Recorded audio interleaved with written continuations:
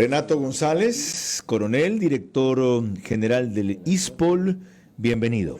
Si antes fracasó un general frente a esto, lo recuerdo muy bien, porque en el 2004 o 2005, puede ser, cuando tenía problemas de seguridad, me fue a ver a Ecuavisa y estaba a cargo de un dispositivo. ¿Qué le hace pensar a usted que siendo un coronel va a tener éxito? Bienvenido, empecemos por allí. Buenas tardes nuevamente, un saludo cordial a todos los afiliados del ISPOL a nivel nacional, tanto a los de servicio activo como servicio pasivo. La convicción de ser un policía formado por varios años por nuestros instructores, de que no es una lucha de una persona, sino que se trata de una doctrina, de un conjunto de valores y principios, y que detrás mío está toda una institución. Le decía, ¿cómo fue posible que le robaran los huevos al águila? Y esto, más allá de afectar a la institución en 550, 650, 720 millones, ya nos dirá cuál es la estimación exacta del perjuicio, afecta a la confianza pública, porque la gente dice, oye, si la policía se dejó robar su propia plata, ¿cómo va a proteger la nuestra? No solo eso, para nosotros consideramos que esto es un reto al Estado en su conjunto. Atreverse a robarle el dinero a la seguridad social policial, ¿qué mayor reto contra el Estado ecuatoriano? Es decir, que usted tiene apoyo del Estado ecuatoriano. Así lo considero, lo estábamos reclamando hace varias semanas y lo hemos podido ver de manera directa. El señor presidente constitucional de la República, la señora ministra de Gobierno, el señor procurador general del Estado han hecho una respuesta como lo que debe ser, respuesta de Estado. ¿Y eso se ha concretado en acciones como qué? Como por ejemplo nos está asesorando la CAF, Banco Latinoamericano de Desarrollo, en el diseño de un gobierno corporativo. Muchas de las circunstancias que se dieron en el ISPOL es por esta unilateralidad de decisiones, porque tiene un gobierno corporativo sumamente débil, con una figura como la del director general que es ambidiestro, porque participa en la Comisión de Inversiones, en la Comisión de Riesgos, es director general y a su vez es secretario del Consejo Directivo. ¿En qué más se traduce? En el viaje que ustedes saben realizó mi comandante general, la señora general inspector Tania Varela, acompañada del Procurador General del Estado para reunirse en Washington con el Departamento de Justicia de los Estados Unidos. Fueron a demostrar que ustedes son víctimas, no cómplices de esto, ¿verdad? Exacto. Que a ustedes los perjudicaron, no fue que ustedes ejecutaron eso. Lo que pasa es que con la justicia norteamericana hay que ser muy meticuloso, porque ellos tienen una política de que todo dinero, producto de la corrupción, que llega a su territorio es confiscado. Lo que fueron a hacer es una presentación inicial para indicarle que el ISPOL, como estructura, fue víctima. Que lo que hubo ahí es casos puntuales de directivos civiles y policiales, que son los que más nos duelen, que estaban coludidos con actores externos de todo el Sistema Nacional del Mercado de Valores ecuatoriano. Ok, aquí nuestro abogado consultor tiene una inquietud que mejor la haga él, porque es abogado, a que la exprese yo. Adelante, Mario Tamayo. Mi coronel, como conversábamos un poco, porque hemos seguido bastante este caso, y le contábamos fuera de cámaras también lo que hemos sufrido por haber ayudado en la denuncia, y Carlos la lideró. ¿Usted considera, desde su punto de vista obviamente, que es una figura de delito continuado con visos colusorios? No solo eso, nosotros lo hemos calificado como crimen organizado, político, y hago énfasis en el componente político económico, transnacional. Que Político, económico, transnacional. Claro, se ha configurado durante varios años. Ya falta un poquito y es de lesa humanidad. Pero es que vamos camino a eso, pues atentar contra la estabilidad emocional, económica, financiera de 80,000 familias que componen el conglomerado policial. Ese es un delito imperdonable. Ahora, un detalle antes de volver al coronel González, Mario. ¿Qué es un delito continuado? Explícale a la audiencia. Ya, un delito continuado es cuando, a ver, por lo general los delitos se cometen de forma temporal y atemporal. Continuado es cuando durante muchísimo espacio de tiempo, valga la redundancia, tú has venido consumando la misma conducta atípica o tipificada. Son varios hechos sucesivos. Pero lo importante es la temporalidad. Es decir, en distintos momentos y en distintos momentos, con distintos detalles. A veces los detalles cambian, pero el hilo conductor delictual sigue siendo el mismo. Un delito continuado se puede cumplir durante 3 meses o durante 3 años, por ejemplo. Exacto, no es que viene y te roba el reloj. Ok. Sí. Lo otro, ¿qué es colusión? Colusión es cuando 2 o más personas nos ponemos de acuerdo para conscientemente, estoy explicándolo en términos no jurídicos, conscientemente hacerle daño a un tercero. Ok, volviendo a usted, coronel González, lo que me dijo que están haciendo sirve a futuro. Carlos, perdón, y genera nulidad. Todo lo que... si se prueba la colusión, genera la nulidad de todo lo actuado, que veo que... Recuérdame otra vez lo que es colusión. Cuando 2 o más personas se ponen de acuerdo para perjudicar a un tercero para perjudicar a un tercero a sabiendas de que eso le va a provocar un perjuicio. Ok. No existe negligencia, sino dolo. Y de lo que decía a propósito de eso, ya entiendo el porqué de la pregunta, hubo 2 o más personas que dentro de esa directiva del ISPOL que tenía unilateralidad, decía el coronel González, que realmente era discrecionalidad, es decir, ellos podían decidir en el ámbito de ellos sin consultar a nadie más, lo que permitió esto. Pero lo que usted me estaba explicando es cerrar el corral después de que se fueron los caballos. O sea, no necesariamente, lo que pasa es que hay que hablar de momentos. Nosotros hemos identificado que esta serie de operaciones y irregularidades se dieron desde el 2013 aproximadamente hasta el 2019, sin descartar que puedan ser periodos mayores. Pero eso ¿por qué es lo no se enteraron en 6 años? Porque tenían el control principalmente de la información. Tenían varios seguros. Uno de ellos, no dar acceso a la información. Luego tenían este control de los organismos de fiscalización y supervisión. Tercero, tenían este componente político que les daba y les garantizaba la estela de impunidad. Pero además, la rentabilidad de las inversiones se cumplía con periodicidad. Esto se descubre en el momento en que empiezan a fallar la puntualidad con que debían rendirle los bonos o las inversiones y empiezan por $20 millones no pagar a tiempo por el rendimiento de esas inversiones y ahí recién se dan cuenta. ¿Por qué se tragaron esos 20 millones? ¿Quién se tragó esos 20 millones? ¿Qué es lo que empieza a destapar el lío? Esto se empieza a destapar de la siguiente manera. En primer lugar, en Guayaquil hay un personaje que debe ser reconocido oportunamente cuando corresponda, José Ibáñez, que llega a la Casa de Valores Val Pacífico y se encuentra que ahí estaban bonos del Estado que supuestamente le pertenecían al ISPOL. Y él se asusta porque dice una casa de valores no puede tener esa competencia. Correcto. Cursa comunicaciones a la Superintendencia de Compañías, al DC Vale, al propio ISPOL y ninguno le presta atención. ¿Saben qué terminó eso, señor Vera?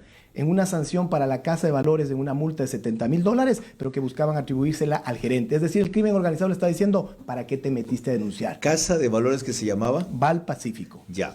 El Banco del Pacífico.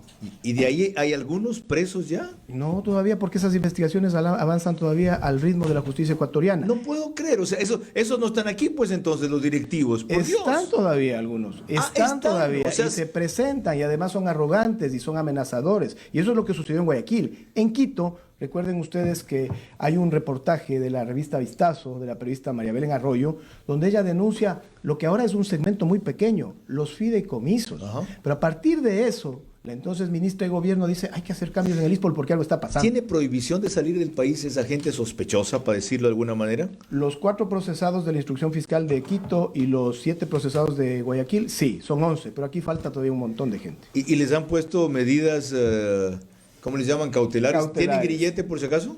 Mire lo irrisorio que es esto. En Quito, la señora jueza a la que estamos recusando, una de las causales es que uno de los procesados solicite el cambio del arresto domiciliario, que ya era benigno, ya era una medida cautelar Sí. pro victimario, ¿no? Uh-huh. Y le solicita a la defensa técnica el uso del dispositivo electrónico y la presentación periódica. Bueno, la señora juez garantista, porque en eso se escuda. Nuestra Constitución. Dijo, no, usted es un paciente, un enfermo, sabe que no necesita el dispositivo electrónico, únicamente presentación periódica y provisión de salida del país. ¿Y sabe si está todavía esa persona aquí? Sí se está presentando, claro. Y de paso, ustedes tienen un operativo, ya que son los perjudicados, para monitorear, vigilar, controlar a esta gente. Esas son las inconsistencias. Nosotros no lo podríamos hacer porque cometemos un delito. Sin orden judicial, eso es delito. ¿Por qué no piden la orden judicial? Porque no se puede, porque estamos en la etapa procesal, que es la instrucción fiscal, y ahí ya no caben las vigilancias y los seguimientos. Ese es de parte del entramado. ¿Está en instrucción fiscal? Ya no caben ¿Esa es la que dura 90 días? Exactamente. Todo esto Ya va pasó de la la indagación, mano. pues. Claro. Cuando pasa la indagación y pasa instrucción se prohíbe eso. Nosotros tenemos en el sistema Constitución procesal garantiza, ecuatoriano, lo preprocesal se denomina investigación previa. En esa etapa se puede pedir vigilancia, seguimientos, interceptaciones telefónicas. Cuando ya pasa la etapa procesal, todo es público. O sea, la etapa de indagación es la que dura 90 días. Inicialmente, la de instrucción fiscal. A ver, La instrucción fiscal. La La indagación puede estar abierta. ¿Es lo mismo indagación que instrucción? No. Indagación la es cuando tú investigación investigas. previa para delitos menores de 5 años de prisión dura máximo 1 año. Para delitos mayores de 5 años de prisión puede durar 2 años. Pero esa es privada, esa es reservada. Esa se la maneja a través de Fiscalía. Cuando Fiscalía, en esta etapa preprocesal, encuentra indicios, solicita audiencia de formulación de cargos. Cuando ya se formula cargos, entramos a la etapa procesal que se denomina instrucción fiscal y que inicialmente dura 90 días. Si hay Salvo- más vinculados, dura 30 días. 30 días más, 30 días más. ¿Usted 30 es días más. abogado? No, pero la Pero formación ya- nos ha obligado a Está al tanto, ¿no? empaparnos. Ok, ya. Lo otro. Dejó en claro cómo se inició esto, por qué estuvo tanto tiempo sin que se detecte, quién dio la voz de alarma. Me falta un punto. ¿A cuánto asciende el monto hasta ahora del prejuicio?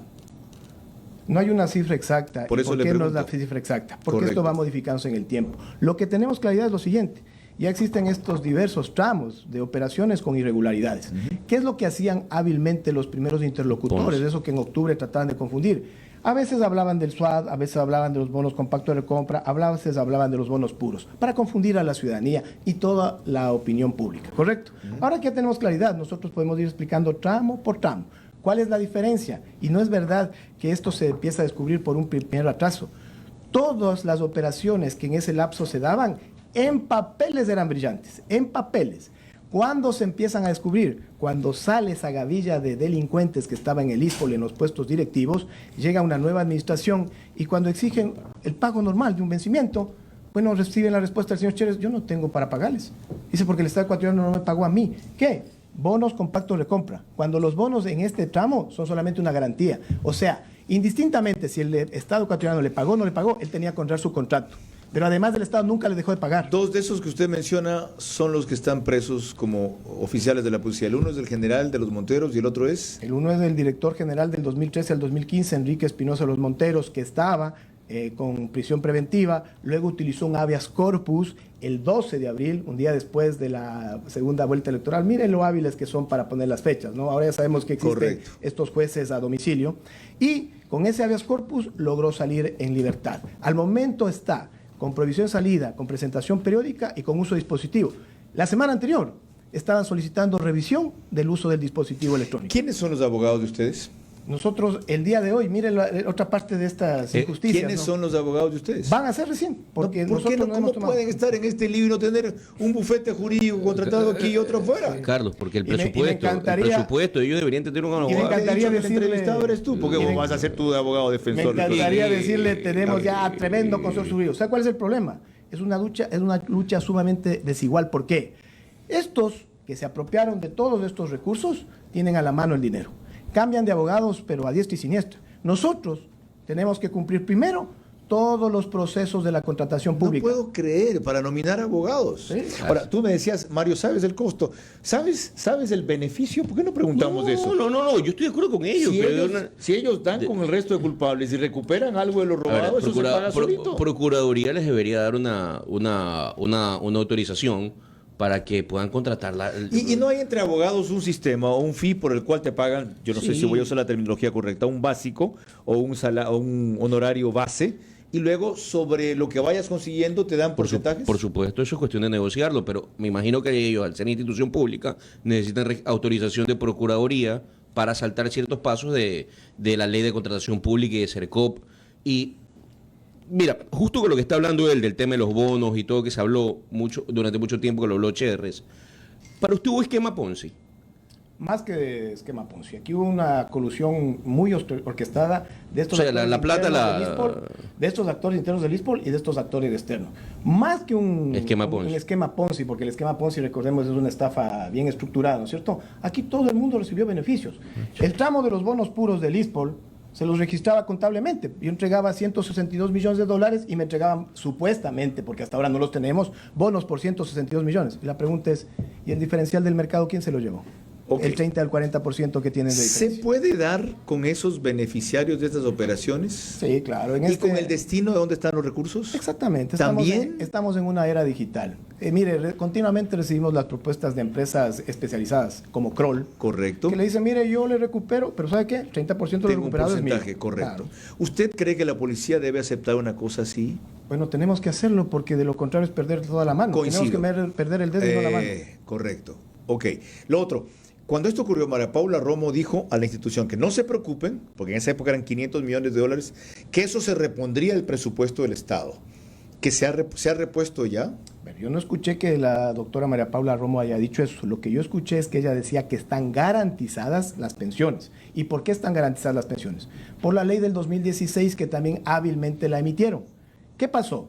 Hasta antes del 2016 y ahora ya con la declaratoria de inconstitucionalidad de varios artículos de esa ley, el Estado aporta el 60% de las pensiones. El 2016 reemplazaron ese aporte del 60% y pusieron un artículo que el Estado garantizará mes a mes lo que le falte al ISPOL para las pensiones. ¿Qué buscaban?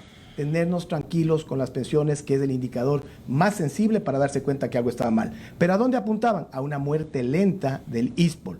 ¿Para qué? Para que en un año futuro, digamos el 2026, Correcto. se maneje el discurso político de que tenemos el ISFA, tenemos el ISPOL, tenemos el IES, con iguales niveles de aportación, con el mismo nivel de servicio. ¿Para qué tenemos 3 institutos? Usted decía antes de que comencemos la conversación, y estábamos en los prolegómenos, como se dice, fuera del aire, que aquí hay atrás crimen organizado. ¿A qué se refiere?